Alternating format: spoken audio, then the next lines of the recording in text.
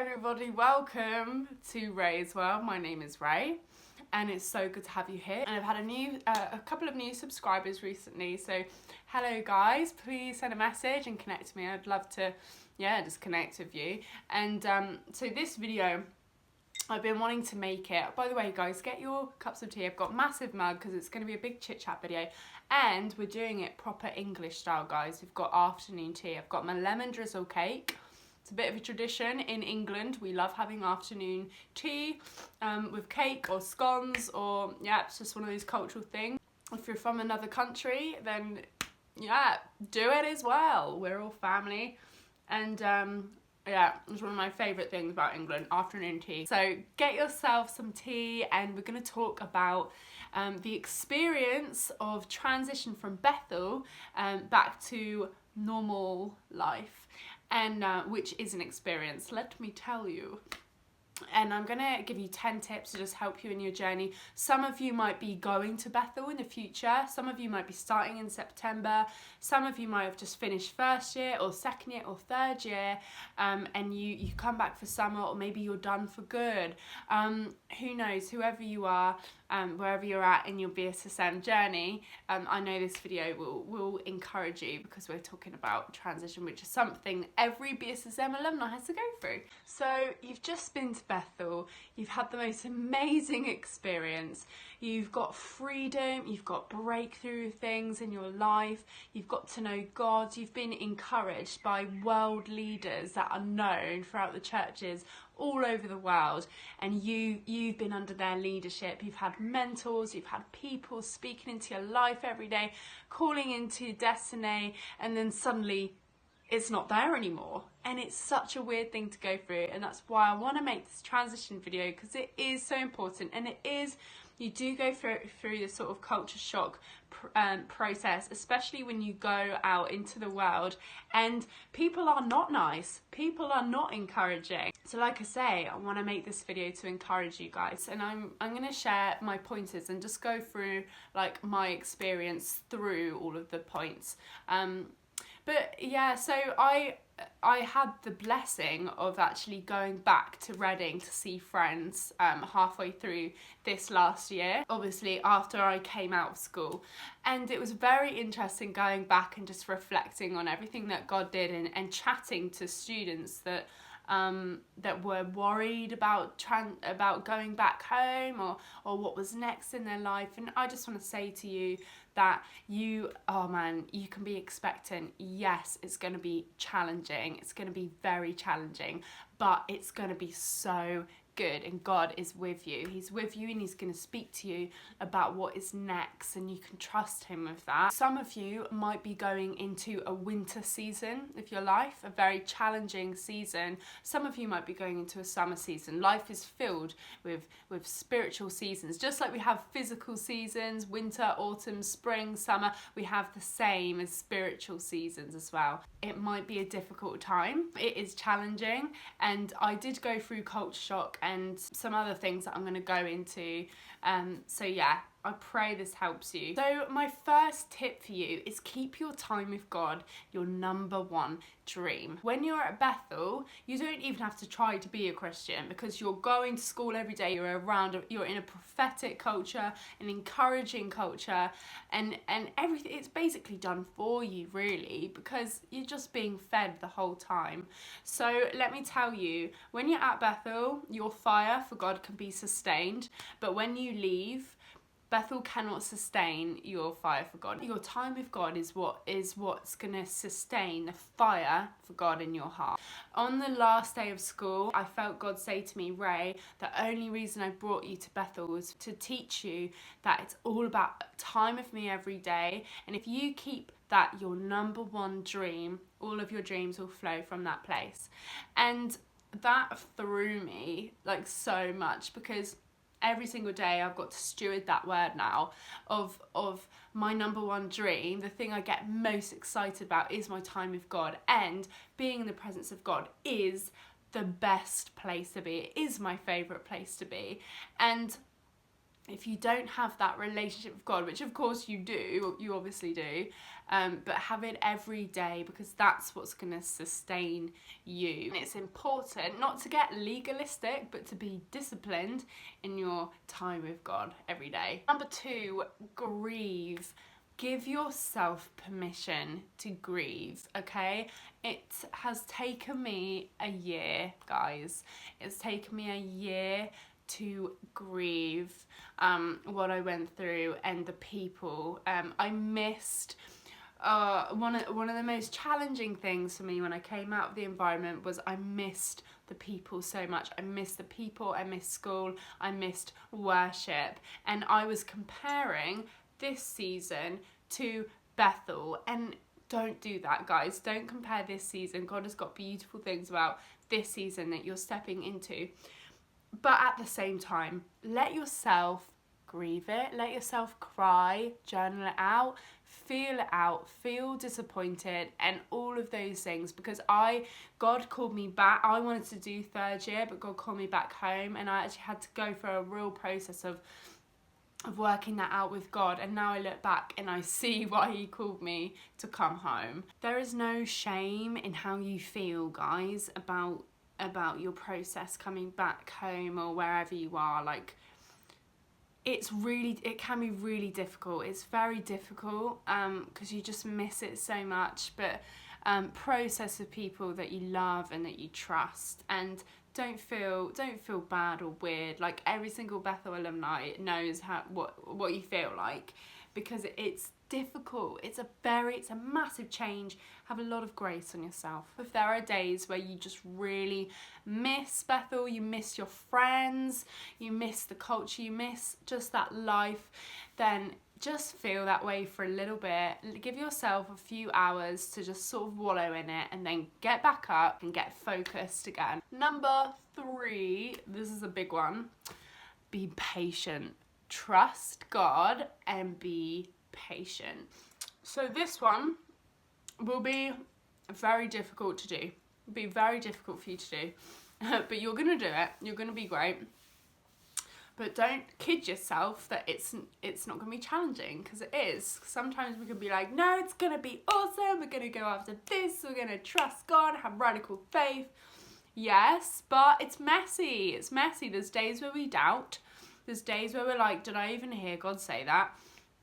There's days where we're like, is any of this going to work out? You know, you're going to have those days 100%. Let's be real here, okay? And when I came back because I felt like God told me to come home, and I felt like he was telling me that I was going to go into a job, into ministry.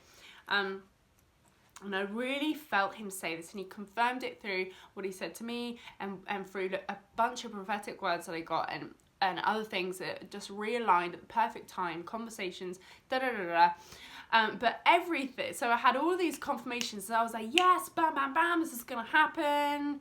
Shaka bonky, yes, Lord. And then I came back home, and it just was not happening. For 6 months, it just wasn't happening. Now, when I say 6 months, that doesn't sound like a long time. That is a long time to be waiting on a word. And I know some of you might be watching this and you might be holding words that you've had for 20 years, you know. But it was so difficult, guys. And I cried a lot. I cried out to God. God, have I heard you? Like, am I going crazy? I just could not work out what was going on.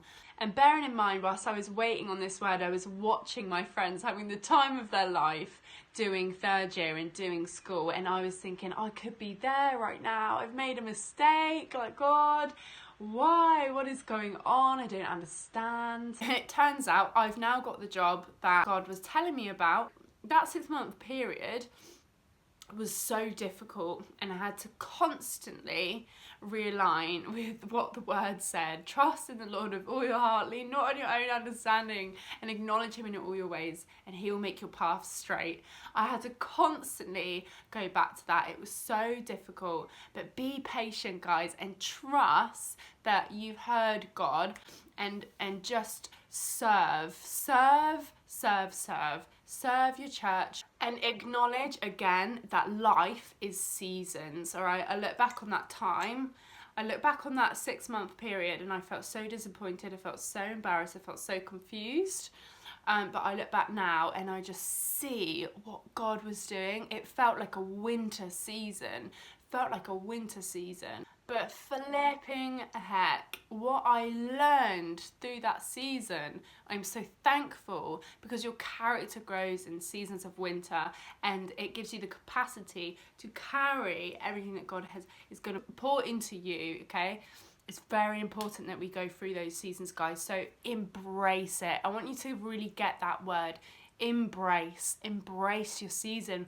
Get the essence of that word. Fully feel and accept the season you're in. Do not fight it. Do not fight it. Do not fight disappointment. Do not fight against sadness. Do not fight against frustration. Let yourself just feel it all and journey it out with God, okay? You're not mad, you've heard God, and you're gonna see his faithfulness. Number 4, so this is well, all of them I think are important. Build yourself a network of leaders that are surrounding you. I don't care if you don't even see them, if they're online, so keep in contact with your BSSM friends. I literally, at least once a week, I am voice noting one of my friends from Bethel, and I speak to a lot of them all the time. Also in your area, ask Holy Spirit to highlight people for you to just pursue relationship with. Pray them in. If God is taking people out of your life, it's because he's making room for new people. When you go deeper with God, and when you're in a leadership position, you need leaders around you. You need powerful people around you, encouraging you, running with you, and for you to do the same for them. You want people that are praying for you. You want that group of people that you can be like, guys, I need prayer today, and they've got you covered, you know? Build a network of leaders. Build a network of people that you feel on fire after you have spent time with them. If you're around people that you feel really drained and sad and rubbish about yourself after, it is okay that you don't have to stop being friends with them, but just distance yourself a little bit and surround yourself with people that fill you with life and that keep you focused on what God has called you to do. And if you don't have anyone in your life, the power of prayer is so real. Pray them in, and whilst you're waiting for them, use social media, follow YouTubers, people that are on Instagram, to podcasts like feed yourself with just what God is doing on the earth. Number 5, continue to cultivate the gifts that God has given you and that you learnt about when you went to Bethel. So for me, one of my favourite things, you'll know this already, one of my favourite things is the prophetic. I wanna be able to give words of knowledge the way Jesus did, and Sean Bowles and the revivalists that we read about, you know, like crazy accurate words of knowledge that gives us access into people's hearts, and yeah, be pursuing that. Like, get up in the morning and ask Holy Spirit, God, who am I going to bump into today? What are they going to be wearing? And what do you want to say to them? Like, learn to hear God's voice. And even if there's no one around you that is charismatic and practicing and cultivating these things in their life, don't let that stop you from cultivating the gifts in your life. And three things especially I've sort of been going after since coming back is the prophetic, discernment, and evangelism. And these are things that I'm growing in at the moment. And and when you do these things, I mean, you feel alive, guys. You feel alive, and don't, just because you're out of that culture, don't stop cultivating those things in your life. And one of the things that I get my BSSM friends to do is send my friends prophetic words, so the people around me, and also me the same for their friends, and almost keep each other accountable to the prophetic, and just continue to go after the prophetic in those ways. Prophesy over people. Take every single opportunity. Ask God to give you prophetic words just throughout the day. Pray for it in your personal time with God. Number 6, have hope. So this is something this was one of the things I struggled with the most, okay? Because I came back to an area that had a lot of drug addiction, a lot of dysfunction in relationships, a lot of abusive relationships, and seeing people that I loved in very, very difficult situations. I'm quite empathetic as well, so I really feel what people are going through when I'm speaking to them, and it got to a point where I was like, God, I can't see what you're doing. I'm so focused on the situations, okay? And when I went back to Bethel, like I said, when I went back to Bethel, God reminded me that as Christians, we live by faith. We don't live by what we see in our natural eye. We live by what is unseen. And when we go to the Word of God, we see constantly how there's no impossible situations with God, and we keep our hope alive when we meditate and feed on those verses on who God is, because he is hope. There is so much hope for the future. Anyone in your life that's in a really difficult situation, if you've gone back to a desperate culture, okay, remember that you're a light, you're a city on a hill, and you carry the message of hope. Christ in you. The word says Christ in you, the hope of glory. You've got hope that you carry, and you can release that into your community. So don't be discouraged by what you see, but intercede for your community, because God has got an answer, and he is so ready to break through and redeem situations that we don't even have the faith for. But number 6, pray. Just pray. Everything you're worried about, everything you're struggling with, pray, and you will see God do amazing things. And remember to give thanks as well. Practice thanksgiving. Number 8, this is an important one. Stand very firmly on your convictions. So if you live in the UK, you will know that the drinking culture is very intense here. If you don't get drunk, people think you're weird, okay? It might look very different for you, standing firm in your convictions. Something that I've got to stand firm on is not apologising that I don't want to get drunk. That is a very confusing reality for a lot of people in the UK. And I genuinely, anyway, don't have the desire to get drunk. Yes, it can get tiring having to justify that. And like I said, it might be other things for you, but just stand firm on your convictions. At Bethel, this, it's not a problem, because everyone is very similar in things like that, in just principles and just the way we live. And also with sex as well, when people make fun of you for not having sex or your views on sex or anything, stand very firmly on your convictions and challenge them back, throw it back and be like, what's so strange about that? Ask them back. Start a conversation, actually. When people challenge your convictions, which they 100% will, don't be discouraged by it, don't be thrown by it, don't be upset by it. Just accept that's going to happen. The Bible promises persecution as well. So you just stand very firmly in what you're about, really. Number 9, steward your encounters and your prophetic words. So the things that God has spoken to you most about at BSSM, and the words that you've had. If you've had a prophetic word that has been a constant word that's been constantly repeated to you. There's some words that I've had about social media and fashion and all these things, and they weren't even a thing to me, but because of those prophetic words, Wild Hearts has been birthed, really.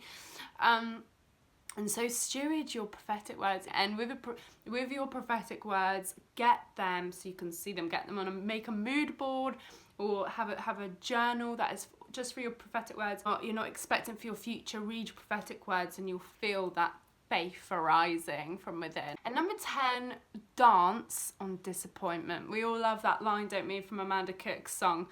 Dance on disappointment. It says in the song, you taught my feet to dance on disappointment. And I love that so much. I thought it was quite cheesy at first, and then I went through a season of feeling disappointed, and that was my 6-month season where I was really waiting on God for him to say, for him to just bring things together. And I felt so disappointed because I didn't think it was going to happen. And I learned to dance in that time, and I would actually dance in my room. Like when I'd spend time with God, I would put on my rave music and I would just dance, and I would honestly just feel all of the disappointment and just dance it out and shake it off, and it wouldn't have been as graceful as like a ballerina, you know. Because if any of you have seen me dancing, you know it's not very graceful. It's just crazy and raw.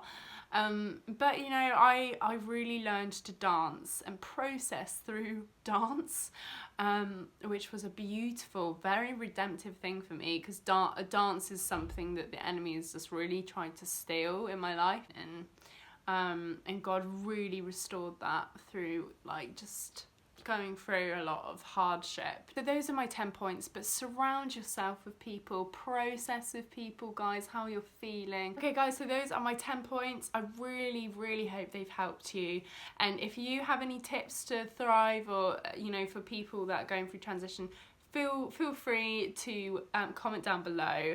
And yeah, I just bless you guys, be so expectant for this new chapter in your life, and don't worry about it, because God's got really good plans for you. And yeah, it will be challenging, but you're going to get through it, and God is with you. He's never ever going to leave you. So I love you guys a lot, and have a really blessed week, and I will see you next week.